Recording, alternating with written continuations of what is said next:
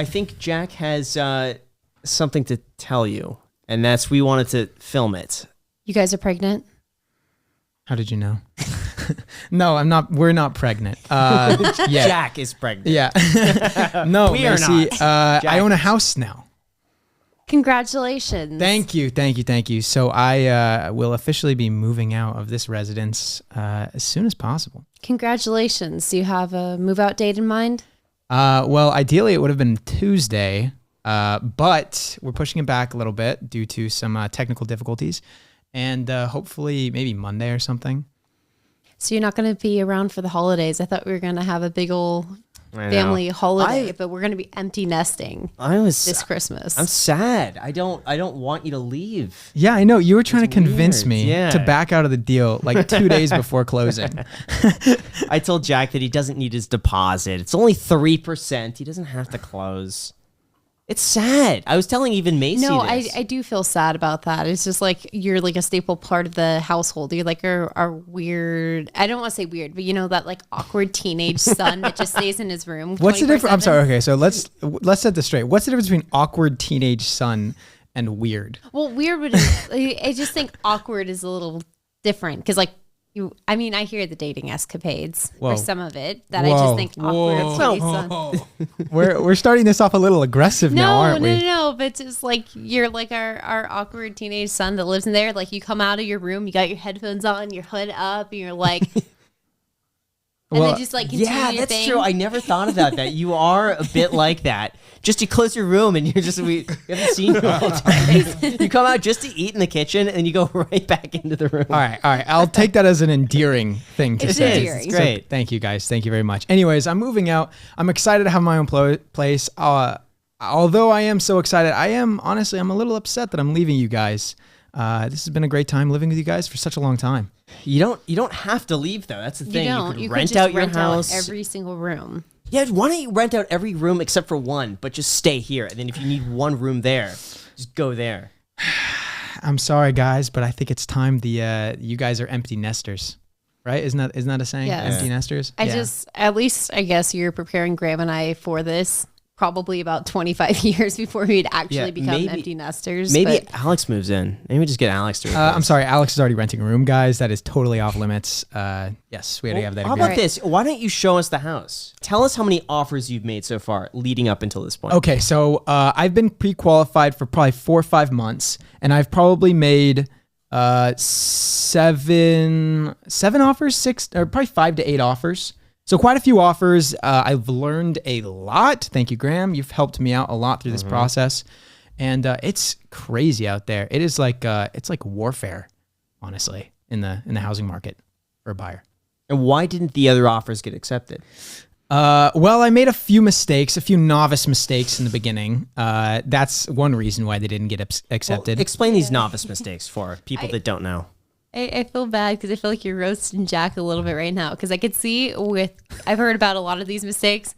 I would have probably made them too, Jack, to be fair. Like some of these things I listen to, I'm like, no, that wasn't smart, but I probably would have accidentally done the same thing too. Well, of course you would have. I think anyone would have if they didn't know what they were doing. So Jack calls the seller directly. He wants to offer $560 for the property.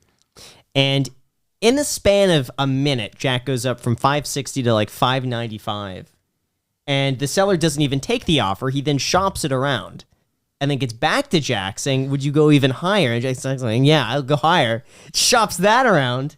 I'm telling Jack, don't say So basically the seller had no intention of closing for a week out into the future. Mm-hmm. And I got the highest offer on the house with still a week left for the seller to make their decision. And they basically just went around to other people. I entrusted this seller, big mistake.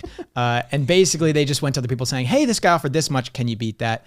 Yeah. No, I would have probably done the same thing on the first one, but I don't think the second time they would have called, I would have offered anything higher. But I can see definitely on that first one. Mm-hmm. I think it's understandable, especially when you're like really excited about getting a place and stuff. Not all of us worked in real estate, Graham. Oh, okay. Yeah, you're a guru. You're but a real estate genius. Okay, not all of us are geniuses. Thanks. Anyways, another house I lost out on. It was initially listed at like $460, I think. And it's funny because 4 or 5 months ago when I first started looking, I was looking in that price range, like $460, $450. And Graham said I should try to go under 400. Unfortunately, well, I don't know if this is unfortunately, but the house I bought was listed at 600,000. Wow. So, I mean, obviously it is a little bit of a nicer house, but not $140,000 nicer than the initial house, 460 that I put an offer on. It just goes to show how insane the market is. You wrote an offer for 460, but that didn't get accepted. So what's the 460? Well, actually, I'm sorry. What did that sell for? It was listed at 440. It's sold at 465. Okay. And here's another issue that I ran into. If you guys are trying to buy a home, I offered. So actually, the property was listed at noon. I saw it at 1, and I submitted an offer. I think at asking at 5 p.m. And that night they got, I want to say 10 offers. It was between like 8 and 12 offers, all over asking. So I was pretty much screwed. Fortunately, I came back with an extremely aggressive offer, and then they counter offered to like a few people that were still in the running. And a multiple counter, correct?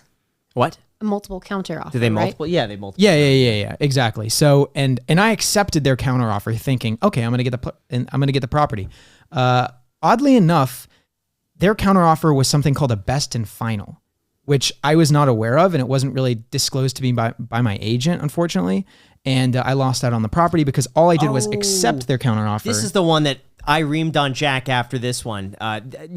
This is half your fault, half the other one. You know what? It's 80-20. It's 80% their fault.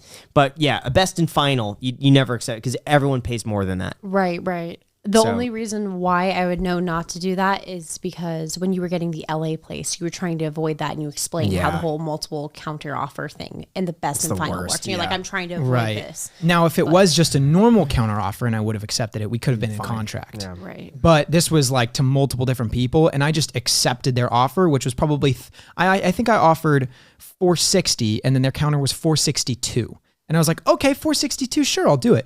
And then it sold at 465 because someone offered that.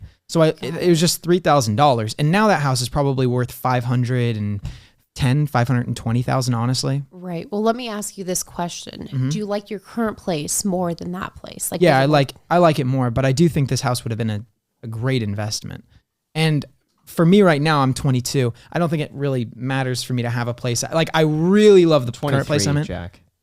Oh my gosh. Yeah, I am 23. Yeah. Sorry, my birthday was like 2 days ago. So I guess I'm not used to saying that. But yeah. No, but I mean, you're going to want to find a place that you're going to like for the next probably 3+ years, I would imagine. Yeah. I wouldn't think it's going to be a place that you're going to be in for like 10 or more, but you're going to want to find a place. I don't see you getting a place and then wanting to move like 6 months, a year later. Right. You got to like it enough to stay there for a few years. Right. Well, we'll get onto that in a little bit. But the lesson to learn here is if it's a multiple counter offer, that means you have to go above the counter offer if you really want the deal, at least in this market. And if it's just a counter offer, then you can accept and you can be in contract. But that should all be disclosed to you by your agent. Yeah. So, if I were your agent, I would tell you, never pay ask price. Always lowball the property. And that way you don't have to leave. See? That's genius. That. So you never have to move out. So anyways, those were a couple bad experiences. Another one was I got the cops called on me. That was an issue and very, very, very embarrassing. Tell the story. Wait, is that going to be the title of this podcast? Cops called. Yeah, that would be funny. That would be funny. So Graham gave me the genius idea of reaching out to the listing agent and asking if they would also represent you as your buyer's agent. Right. And then split the buyer side commission. So I can basically, let's say it's a $600,000 house, I get a $6,000 credit in closing costs or something else. So I decided to reach out to the listing agent on a property I really liked. And I said, hey, I was wondering, I'm a prospective buyer. Like, would you be willing to show me the property or something like that? Maybe my wording was a little off, but I did not specifically say, can you represent me as the buyer's agent on this property? Always done that, but exactly. Yeah. So that was my fault. And then he said, sure, it should be open between now and and he gave me a range of time where the house would be open for. And I figured maybe they're doing like an open house, maybe I just show up, meet the guy, and he'd show me the property. Wrong. That's not what happened. I showed up to the place. What day of the week was this? Because I feel like that's really important. This was like 2-3 months ago. It was not a Sunday. No. Okay. Yeah, but usually, if it's not a Saturday or Sunday, it would have been thinking that. Well, still in open this house. market. Yeah, in this market, usually they'll have windows of showings that they'll be like, I'm there 12 to 3, just show up during that time. It's pretty... So I figured I'd be safe just showing up. He thought I was actually the listing agent, so he left the lockbox thing on the door. Wait, who thought you were... Sorry, he thought I was the buyer's agent. Yes. Representing my client, right? So he left the lockbox on the door, and there was like 4 numbers on the top of the lockbox, and I was like, oh, these are just the 4 numbers you hit to open up the lockbox, get the key, open up the house. So I kept on trying over and over. Don't know what those 4 numbers were. I think they were completely arbitrary. For some... Usually, wouldn't he tell you what those numbers are ahead of time? No, because it's on the MLS. That's how you know that. Oh, Right. you would have... Okay, I got it. So he didn't tell me what the numbers are. I just kept beeping my way. I was like, why isn't this working? Why is this work? I was showing up. I was like, maybe he's inside. Yeah. Don't know what I was on that day, but he definitely wasn't inside. Dogs started barking, kept trying. no. And then I got a call from the listing agent. And he basically said, what are you doing? You're scaring the sellers, because they have like a camera and they were monitoring me. And he said, you're really freaking out the sellers. And then we had like 5 minutes. I won't exaggerate. It was probably 2 minutes. We were going back and forth trying to understand. And I didn't understand that he didn't know that I was, a buyer, not a buyer's agent. And basically we just went back and forth, a lot of confusion. Then he said, hey, you're going to have to leave the property. The sellers are requesting you leave. And I was like really embarrassed, a little frustrated, because I drove all the way out there. Right. And I thought I made it clear enough, but apparently I didn't. And I drove home, and then he called me when I got home, and he said, yeah, they were calling the cops on you, basically, because they thought it was a break-in, because they dealt with something like that. What were you wearing? I mean, I would just... My normal clothes. I wouldn't say it was anything fancy, Yeah. but I mean, maybe a hat, and like I had a beard growing out at the time. Oh, maybe it's the hat. Yeah. Maybe the hat, daylight, haven't shaved in a few days, showing up to probably just frantic, Just trying to beeping away at the thing. Right. It's like- I don't think it matters who it is. If I saw somebody outside of our house beeping like that, and they were getting multiple failed attempts, and I wasn't expecting anyone to be coming in at that time, I would probably call the cops no matter what they look like. Right. So anyways, that happened. I was really embarrassed, a little frustrated, and I was standing in here. He was on the phone with me saying that they were going to call the cops on me. And then I told him, I was like, will you still represent me as the buyer side agent, and we can split the commission? And this is what he said. Oh, no, we don't do that here. I don't split my commission at all. And then I was like, why? And then, and then he said, that's like you going to the mechanic and saying, I picked you as the mechanic I want to operate on my vehicle, so you give me a discount.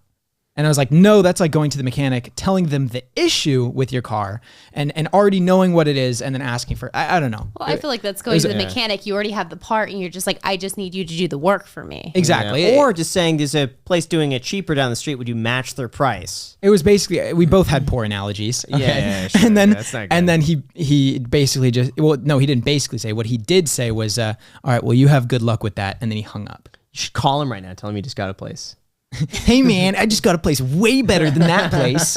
No, I don't want to start any argument with. Okay, Because I also don't even know what I don't remember. Okay. That was like 3 months ago. Okay. All right. Well, random realtor out there, Jack is beefing. I'm beefing. What are the finances like? What sort of loan did you get? Sure. So I got a conventional loan, 30 years, 2.874 was my rate, which is pretty incredible. You had to do that because I got 2.875. Right. I had to beat him.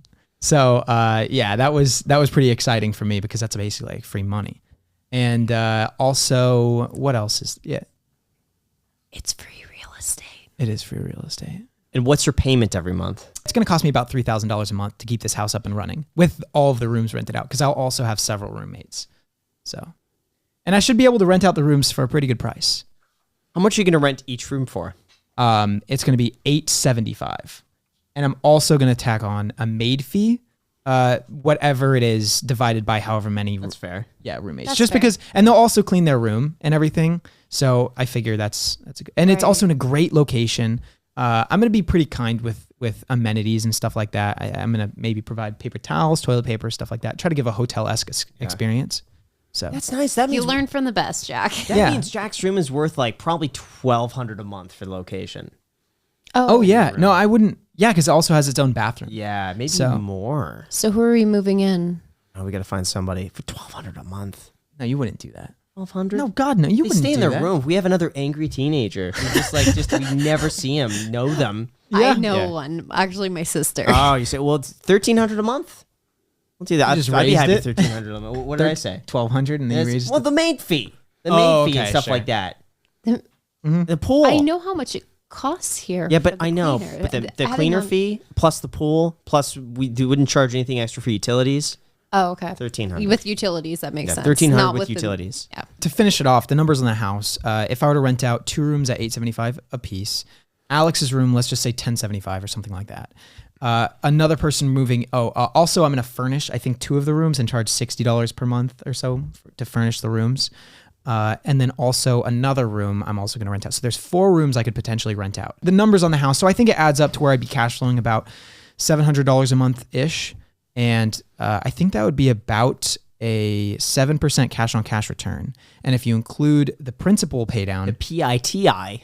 the PITI, that means that I'd be getting, I think, about a 15 or 16% return annually, which is crazy because honestly, in this market, it seems like doing something like that would be so difficult, right? And that's not even accounting for potential appreciation, which obviously one should never count on. But yeah, I didn't think it was possible, but now I'm doing the numbers and I was like, dang, maybe I did get a decent deal on this house. So that feels really good.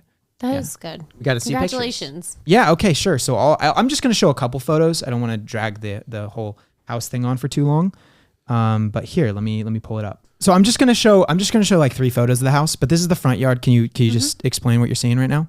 So I am seeing a brown house with a 2-car garage out front, a large window above a double door entry. Graham, what's your opinion on the facade? Let's see. I like the palm PITI. trees. Not a huge fan of the color. Nice landscape though overall. I would say I just don't like the brown. Fair enough. Yeah, I agree with you. It is a little bland. Okay. Then we got the pool. Picture 2. Yeah, I like picture 2. Nice pool. Looks very blue. Yeah. Doesn't look like there's any plaster issues that I There can are a see. couple plaster issues, but it's mostly cosmetic. I like it. Yeah, I like it too. And then picture 3. It's also the pool. Also pool. Got a hot tub. And then inside.